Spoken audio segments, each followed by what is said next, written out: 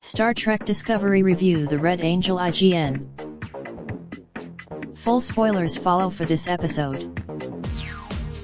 If last week's ode to Arium was a high point for Star Trek Discovery, this week's Big Red Angel reveal episode is a low point, a talky and dull outing that emphasizes Season 2's unevenness as well as its biggest weakness, a reliance on mystery plots that pay far too little in emotional dividends for the characters or the viewer.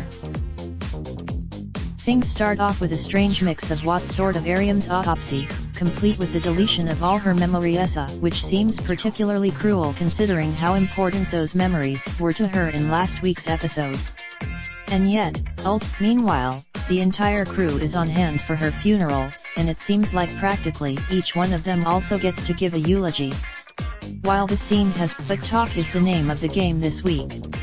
Talk and exposition. So after spending most of the episode under the mistaken belief that the time traveler is actually a future version of Burnham, which of course was among the main theories fans have been cooking up, it turns out that the angel is actually Burnham's mom, who is someone weak. And yet, if that final reveal works, it's thanks to Martin Green. As Burnham realized. Anyway, as noted, this episode is heavy on explaining stuff, but the long and short of it is that Project Daedalus was developed by Section 31 to create a time travel suit capability, resulting in what we now call the Red Angel.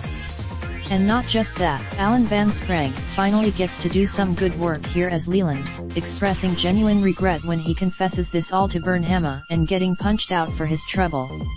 It's also another nice moment comes when Spock and Burnham finally kind of make up after he accepts her apology, even though Spock makes it clear the apology is superfluous.